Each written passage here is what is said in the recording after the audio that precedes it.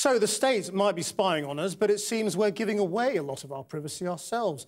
This programme has discovered that using kit worth just a few £100s, it's possible to hack a mobile phone, see where the owner has been and even read their emails. We've been running a project called the Data Baby, a fictional digital identity which allows us to track what happens to information on the internet. Through it, we've learnt you don't need a multi-billion-pound surveillance programme to get hold of a treasure trove of personal data, as Sarah Smith reports. We all know you can't keep a secret these days. Everywhere we go, we hear about the NSA reading our emails. We know GCHQ can access our private communications. And it's not just the spies you have to worry about. We're about to show you how easy it is for almost anyone to trick your phone or your laptop into giving away all sorts of personal information. You might think you've got pretty good online security. You've devised long and complicated passwords. You only log on to trusted Wi-Fi networks. So how could anyone access your personal data? Well, it doesn't take millions of pounds worth of high-tech infrastructure. It's not only state security services that can do it. Anyone with a bit of inexpensive kit and a little bit of know-how could be reading your emails right now. To show how easy it is to hack into just about anyone's emails, we invited a group of students to participate in a short experiment.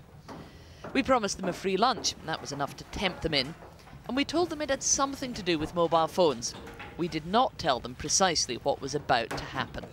We've invited you here to ask what your mobile phone says about you, and by the time we're all finished here, I think you're going to be pretty surprised when you find out just how much information your phone is giving away about you all the time without you even knowing it. While they ate some free sandwiches and inevitably started playing with their phones, we started the electronic eavesdropping. They had no idea what we were up to next door. What our volunteers don't know is that hidden behind this bookcase are our tech security experts. Right now, they're using a bogus Wi-Fi network to connect to our volunteers' phones and access all kinds of personal data. Glenn and Daniel are here to show us and our student guinea pigs just how easy it is to hack into their phones and start reading their emails, tracking where their phones have been and see what they're looking at online. So Rachel Powell's, we've got her MAC address. Can we find her? Using only a small receiver attached to their laptops, they're able to create Wi-Fi networks that look like the familiar, trusted networks the students use all the time.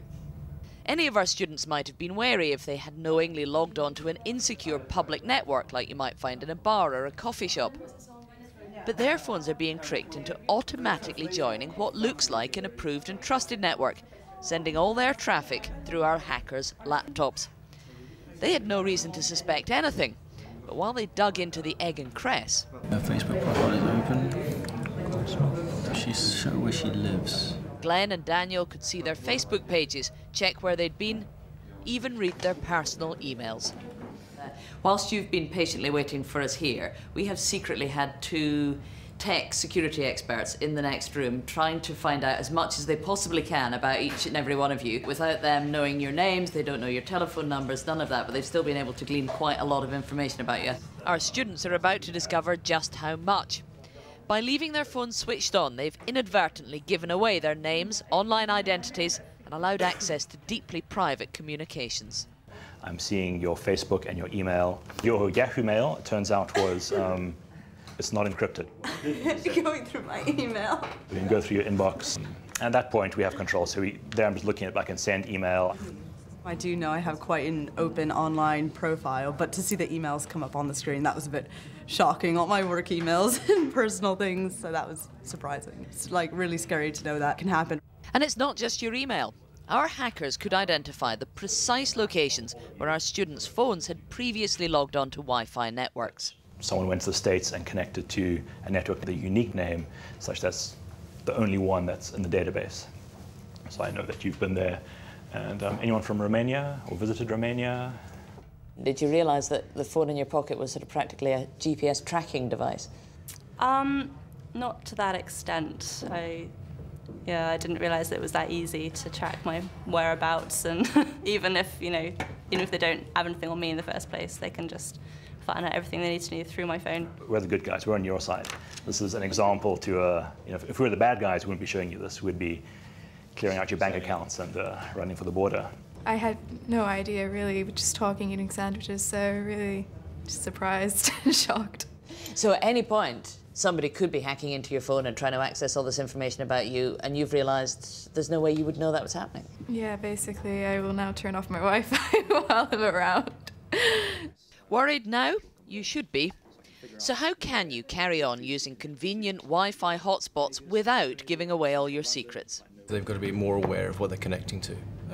Mobile phones and smartphones today leak out a lot of information. The way we use the internet, we give away a lot of what we're doing. You're the white hat hackers. You're doing this for good purposes. Are there people out there using technology like this without quite such good purposes? Definitely. The criminal market is abusing this kind of technology now. You know, advanced malware, custom viruses, etc. And they're going after people. They want people's email boxes. They want access to their computers, because that way you can then start doing a lot more fraud than you could do with the old-fashioned style attack.